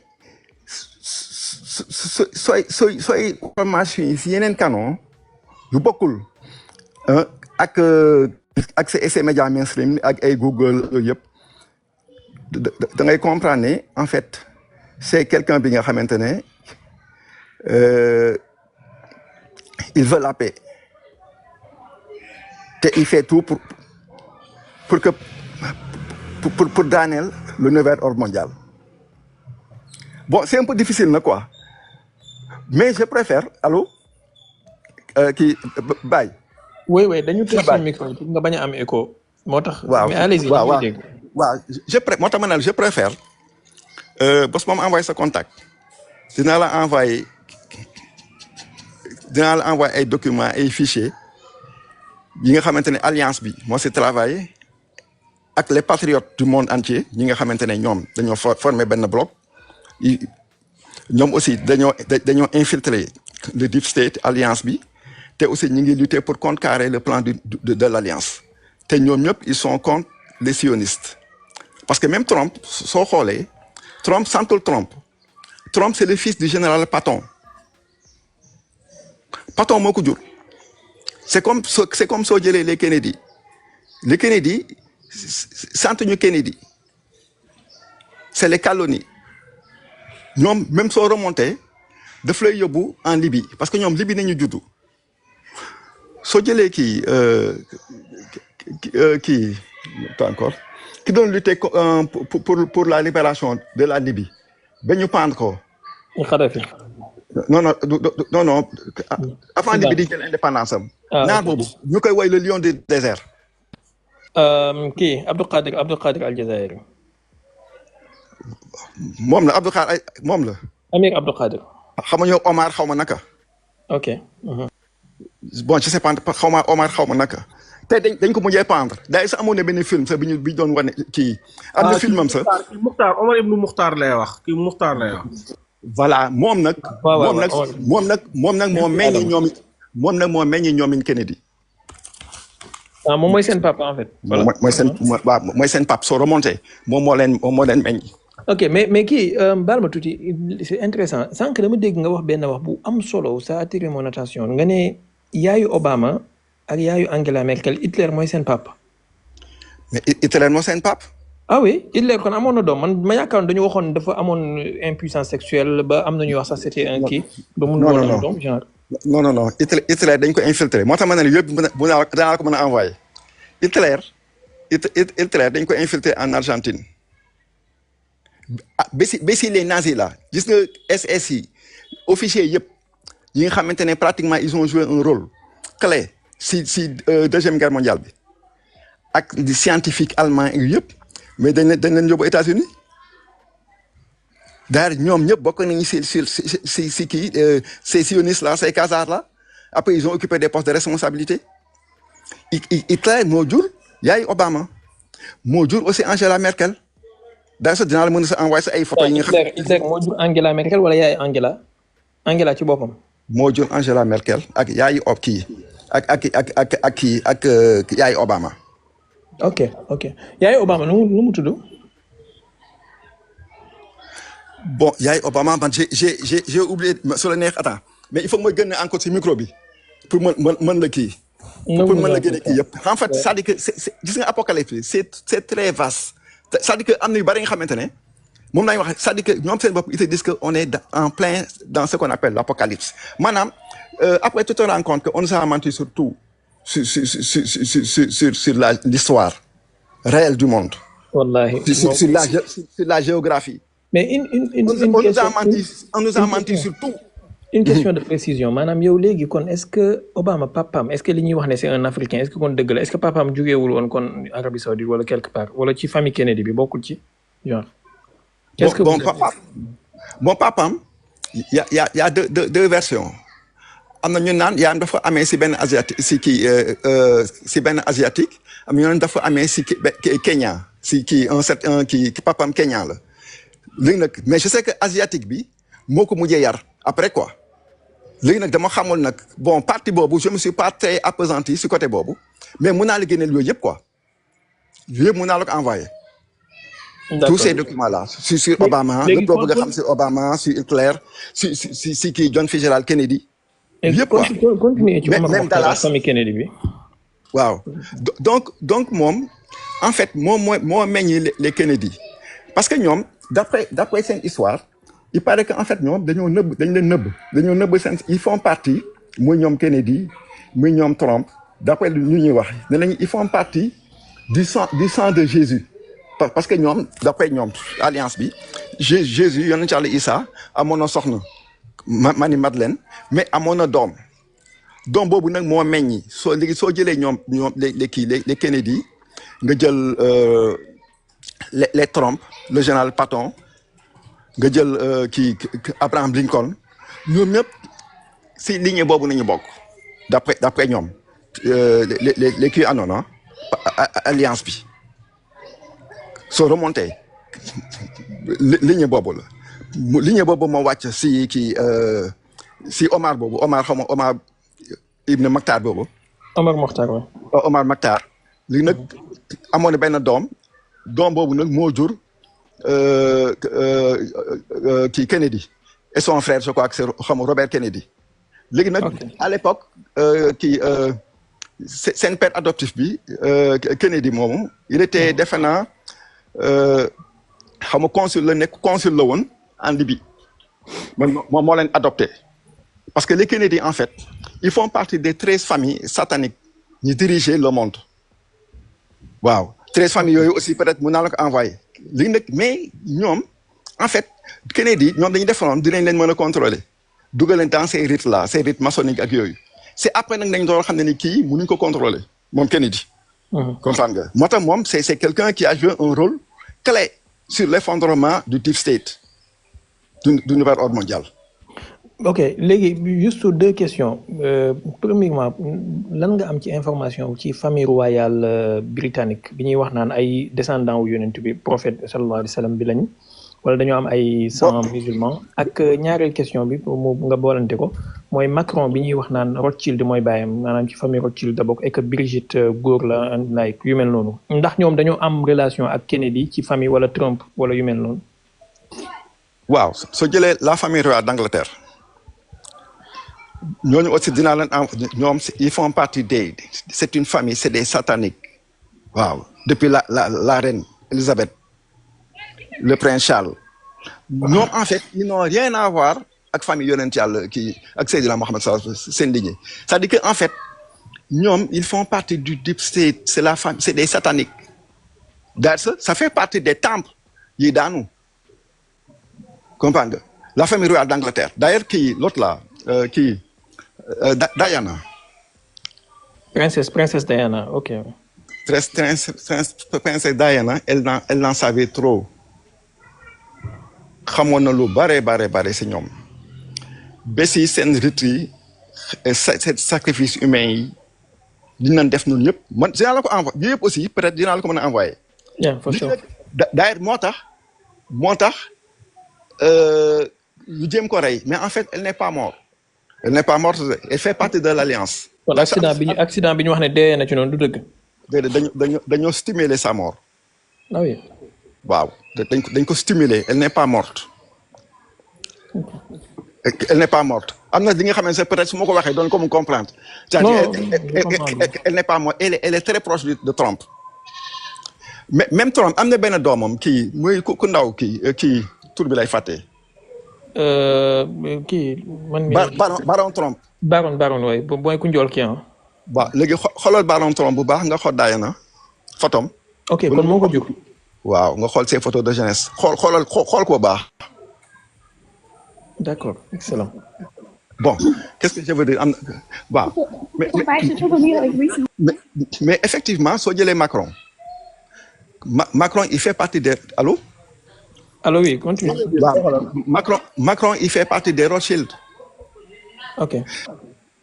jabar ji effectivement góor la c'est comme jabari Obama Michel góor la nga jël George Bush père jabar ji góor la. Cheikh Baye daa am question bu bëgg a laaj Seydi Ibrahima xam nga professeur Arona Niang benn. waaw Arona xam naa ko bu baax a baax. da ngeen am lu ngeen bokk yéen ñaar wala qu'est-ce qu'il y a question la rek nag. waaw parce que aussi bokk nañu aussi si géopolitique bi fi ñuy rootee si Telegram et il me fréquente aussi. Ah, ok, excellent. programme télégramme jërëjëf. waaw c'est que moom il est incompris am na vérité yi nga xamante ne du ko mën a kii. mais kii comment il s'appelle kii sëñ Ibrahima en fait dama mësoon dégg ñu ne Ben Salman mii like dafa def transition de genre nekk jigéen est-ce que loolu dëgg la en fait est-ce que am nga ci information. non. ok mais seulement li ma la bëgg expliquer. le deep state dafa infiltrer la famille royale. bu Arabie Saoudite. ok moo tax Trump premier voyage am dafa demoon pour remettre de l'ordre ba si le multimilliardaire là kii. ki tabax tuur yi. Walid bin Talal. voilà ñoom ñëpp ils font partie du deep state te moom il était très proche d'Obama moo tax après dañ ko arrêté sax il a été arrêté. ok ba mu kii renoncer à toute sa fortune ñu bàyyi ko ak d'autres princes en 2016 soo xoolee princes yi ñu arrêté c'est en rapport ak voyage du Trump en 2016 en Arabie Saoudite am na yu doy waay noonu def yi nga xamante ne ça n'a rien à voir avec l'islam moo tax ñu jël le pouvoir jox ko Ben Salman te kii wax na ko Trump moo leen ko wax. Seydi Ibrahima sànq dégg naa nga ne Ben Salman dafa bokk ci les patriotes kon moom instant bi dafa bokk ci ñi nga xam ne ñoom ñoo war a doxal monde bi daal ñoo ko war a jubal. waaw non c'est que Ben Salman dafa retourner vestam comprendre nga léegi mi ngi liggéey pour le compte de l'alliance bon am na li ma doon bëgg a wax de. pardon Adama bàyyi leen di ko dog waaye ngeen mu ko ne filam ba mu yegg parce que man am naa ay questions yu bëri en fait même ci famille royale marocaine bi ak Mohamed VI li gars yi di wax ci moom ak yooyu noonu. waaw même la famille royale kii même ñoom ils sont en rapport avec les Clinton. te si soo jëlee les Clinton dafay renvoyer si Haïti xale yooyu ils ont été sacrifiés en fait. mais est-ce que doomam bi ñuy wax nii mooy Moulay Hassan son prince héritier là est-ce que moom moo ko jur est-ce que amul relation ak ñoom famille kii Omar Makhtar bi yu mel noonu te ñu bëgg ko placer rek moo tax ñu ne moom moo ko jur. non foofu moom moo dese na mu wóor quoi. mais deep state bi infiltré na le Maroc. bon soo jëlee le Vatican. le Vatican c'est le temple du deep state ñoom sax dañ lay ne Vatican. bokk na ci monument yi daanu yu alliance bi di daaneel parce que c'est un temple satanique effectivement c'est un temple satanique saa suñu lay wax dëgg ce qui se passe au Vatican ça n'a rien à voir avec le christianisme moo tax actuellement soo bëgg a gis les vrais chrétiens orthodoxes mooy ñu nekk en Europe de l'Est waaw léegi nag ñun suñu chrétiens yi fii certes c'est des chrétiens mais ils savent pas ce qui se passe réellement au Vatican xamuñu ko moo tax le réveil sera très brutal waaw bon Iran aussi soo jëlee Iran xam nga Iran dafa doon collaborer ak Israël Iran dans le temps c'est-à-dire que Iran defe naa je crois que c'est le deuxième État à reconnaître l'État d'Israël. Si j'ai bonne mémoire, la Turquie, moi, le premier État à reconnaître l'État d'Israël. Ça,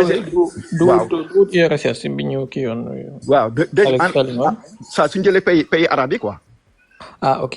Ouais, je croyais que c'était Égypte, après guerre au Kébi. Non, les États arabes. C'est la Turquie.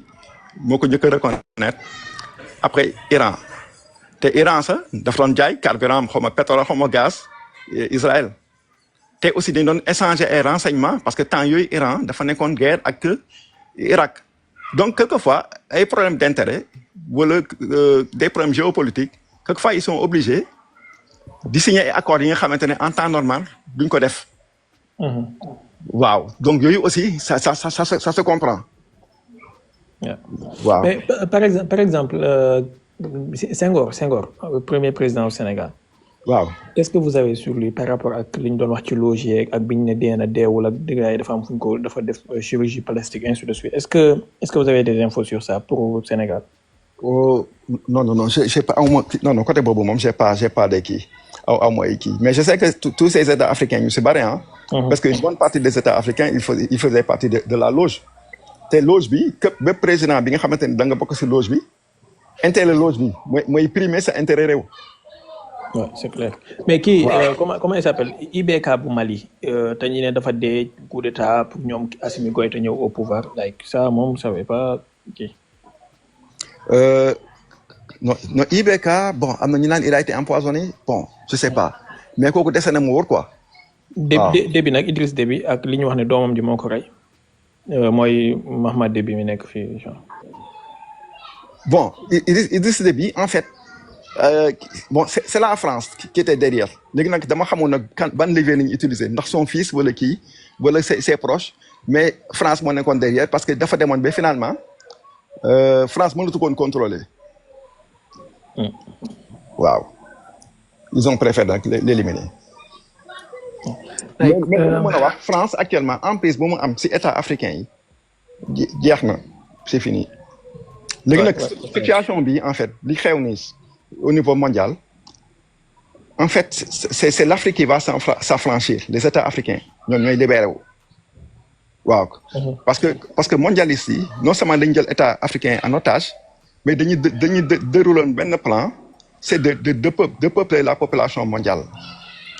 Parce que dans la population mondiale, je crois que c'est 7 milliards 500 millions, ils ont ramener à 500 millions. Ils ont peupler, créer des guerres à travers les médicaments, de stériliser la population à travers les vaccins.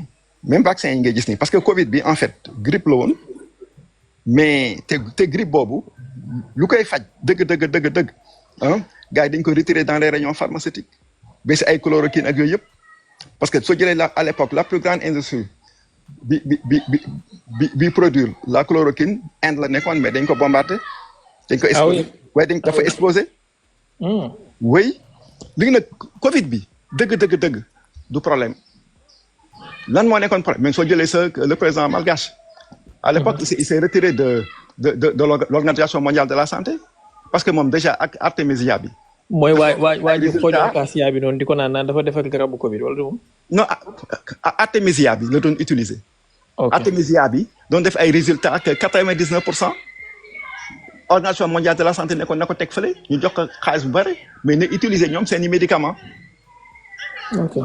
waaw moo tax soo xoolee par exemple actuellement kii Robert Kennedy xam nga moo yore tout ce qui est santé aux États-Unis moom actuellement mi ngi préparer un deuxième Nuremberg pour tous ces médecins là oui ba si kii soo jëlee kii par exemple kii moo yoroon santé bi à l'époque kii il a joué un très grand acteur tur bi lay fàtte attends docteur la de c'est un scientifique c'est un chercheur Anthony Fauci voilà Anthony Fauci xoolal Anthony Fauci bu baax. moo nekkoon conseil Joe Biden en matière de santé. voilà léegi nag gis nga xoolal Anthony Fauci bu baax nga dem xool mère Teresa. Teresa man la. mère Teresa bi nga xam ne elle œuvre dans l'humanitaire. ah ok. ah. ouais. mooy papam. ah oui. waaw mère Teresa c'est pas une femme de. moo tax ma ne la on est en plein apocalypse. Apocalypse veut dire révélation xoolal Fauci bu baax ak kii c'est comme soo jëlee par exemple soo jëlee Trudeau bu Canada.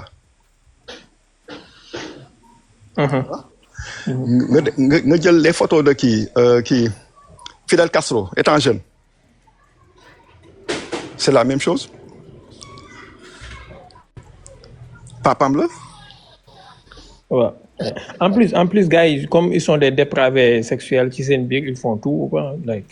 waaw léegi nag soo jëlee Hollywood xam nga Hollywood c'est le temps.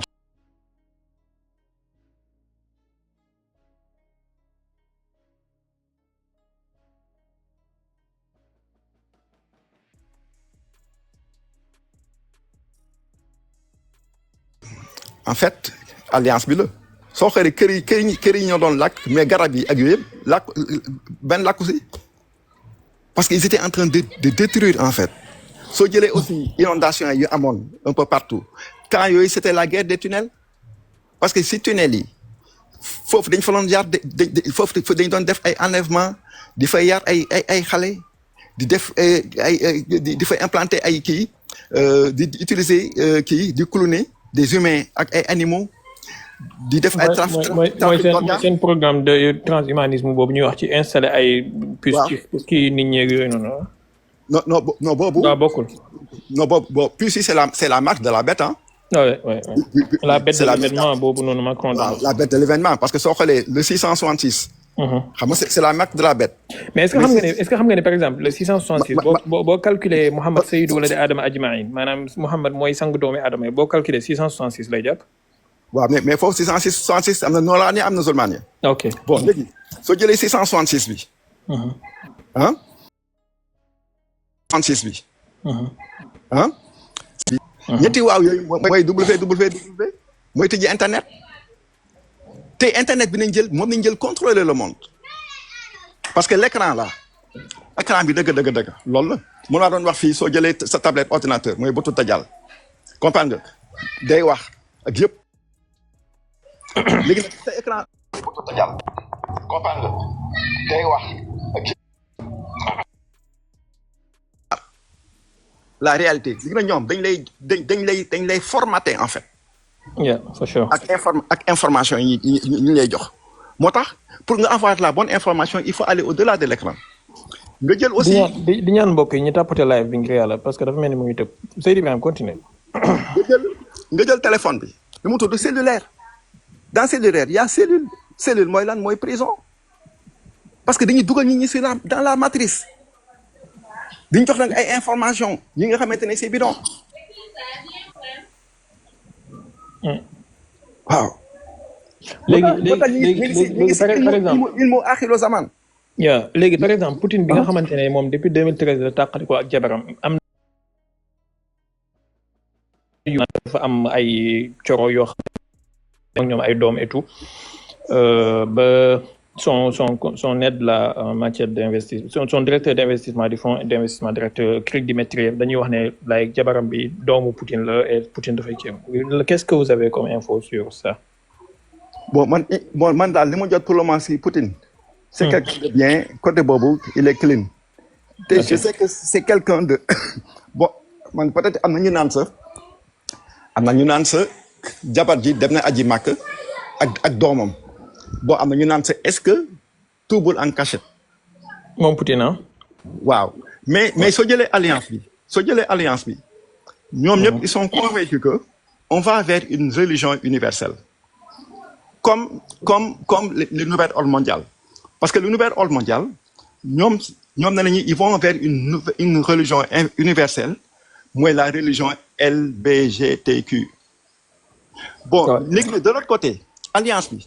ñoom actuellement ils sont convaincus que on va vers une religion universelle te religion universelle boobu c'est l'islam mooy parce que ay scientifiques ñoo ko wax de t'as vu ils sont convaincus que foofu. non mais loolu kay am na ku nekk fii ci live bi ku tudd Ultimate kooku moom su yéegoon léegi mën na laa décoder ak ay chiffres yoo xamante ne da ngay xam ne religion dëgg mooy l'islam loolu moom dara du ci kii mais par exemple pour revenir sur ça Mandela qui était un allié de bon xawma de façade xawma de vrai de la résistance palestinienne avec Yasser Arafat et tout ba am na ñuy wax ne Yasser Arafat deewul mu ngi dund ba léegi gars yi dañu camoufler rek ne dee na pour changer les choses et tout qu'est-ce que vous avez sur ça s'il vous plaît? bon Yasser Arafat bon j'ai pas awma lu bare si moom. mais mun a def ay recherches mais par contre Mandela d'après information yi ma jot le vrai Mandela en fait il est mort en prison qui doon incarner Mandela c'est son clown en fait c'est pas le vrai Mandela. ouais dañu defoon benn sosie Mandela kii benn sosie waaw benn sosie kooku information boobu laa amoon mais le vrai Mandela c'est pas lui en fait. c'est comme aussi il était empoisonné non en prison. bon dama xamoon nag comment il est mort. léegi nag aussi c'est comme les stars yu mag yi soo jëlee par exemple ay ñoom Michael Jackson. Michael Jackson moom mu ngi dund ba léegi. mi ngi dund ba léegi parce que moom aussi même Prigojine dégg naa mu ngi dund ba léegi il est exilé en Israël et tout voilà. waaw ils sont nombreux c'est-à-dire soo jëlee ñoom Michael Jackson ñoom Elvis Presley ñoom Bob Marley ñoom Bruce Lee. ils sont nombreux ñi nga xamante ne ñoom aussi dañ doon jouer dañ doon liggéey ak alliance bi pour démanteler le deep state parce que Hollywood c'est un temple satanique lu doy waar moo fa nekk.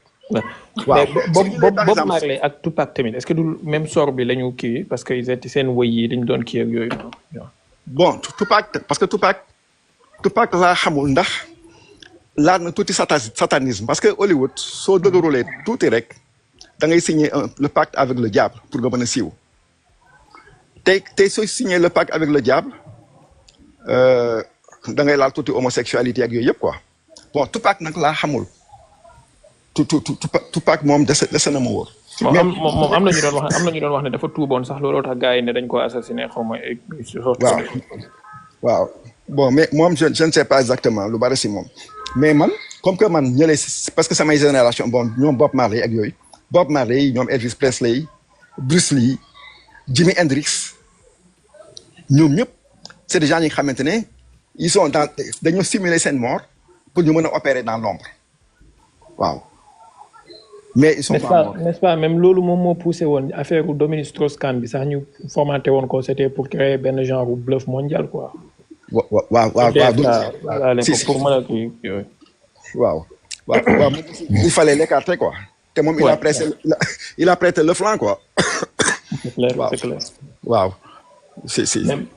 même boo xoolee man sur le plan scientifique et académique boo xoolee daanaka même genre trajectoire boobu moo arrivé à Cheikh Anta Diop aussi parce que à un moment révélation yi mu doon def ak li mu doon génnee sur la peau noire et tout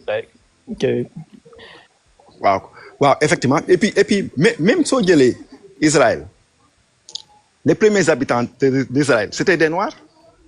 ouais. mais y a eu une épuration hein. dafa am une épuration. waaw ñu ñëpp ils ont disparu. même en Europe en Angleterre soo remonté la famille royale d'Angleterre mais am na fi ngay toll mais da nga gis des rois et des princes noirs. waaw soo remonté c'était des noirs mais ñooñu dañ leen éliminer. ouais mais après façon bluff yu mel noonu ak seen jeu yu mel noonu yàgg nañ ko def boo xoolee dans les années je crois dans les années 94 95 xaw ma ba jusqu'à 90 ans affaire épisode ñoom Cheikh Sharafuddin beeg yooyu ñuy def pour endormir la masse pour mën a doxal seen projet ci suuf. waaw mooy somnifère bi. moment boobu boo xoolee ci la CIA programmé virus sida bi ainsi de suite pour kii n'est-ce pas. waaw. yëpp en fait c'est-à-dire que ça ils ont la CIA.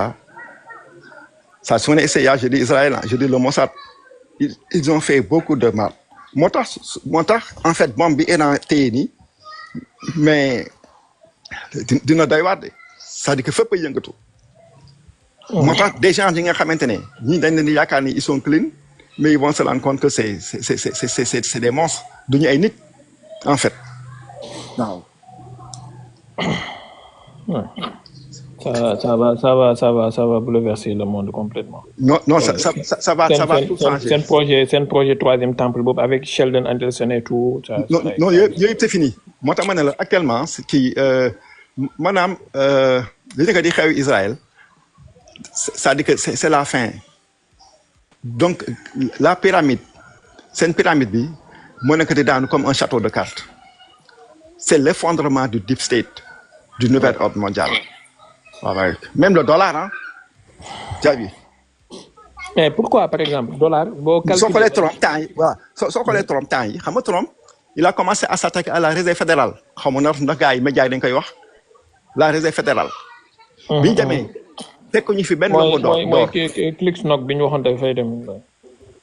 Wow, la réserve fédérale. C'est des banquiers. Morgan ak yooyu. ñoom ñoo bëggoon créer JP Morgan ñoom ñoo bëggoon créer la réserve fédérale. léegi nag y a des banquiers qui sont opposés ñu tenté leen piège moo tax soo jëlee l'affaire Titanic xam nga Titanic dañ naan dafa mbëkk benn iceberg. mosu koo mbëkk gars yi dañuy. voilà tous ces banquiers là qui se sont opposés. pour ñu taxawal la réserve fédérale ñoo ñëpp ils sont morts. ci Titanic. te pourtant mënoon nañ leen sauver gars yi bàyyi leen ci bateau bi ñu dee sinon la réserve fédérale du doon taxaw mais même bateau le Joola aussi est-ce que duutoon plan boobu c'était pour toute l'Afrique et tout en 2002 parce que boobu Wade venait juste d'arriver au pouvoir en 2001 Wade venait juste d'arriver au pouvoir et tout like il voulait chambouler le truc du millénaire. Le bateau de Joola bon man foofu je me suis dit que dafa amoon kii maanaam dafa jël lu mu antanoon. mais ci baatin est-ce que loolu amul dara lu muy symboliser en fait. bon si baatin. ak début du siècle bi ni mu commencé noonu. waaw si baatin xam nga sa jëlee franc-maçon yi Illuminati yi ñoom ils font rien pour rien tout est calculé si baatin soo jëlee les tours là tours yi en fait Bush. ñoom les Bush ñoom Obama avec le Mossad ñoom ñoo daaneel tour yi non seulement sacrifice la woon mais en même temps ils en ont profité.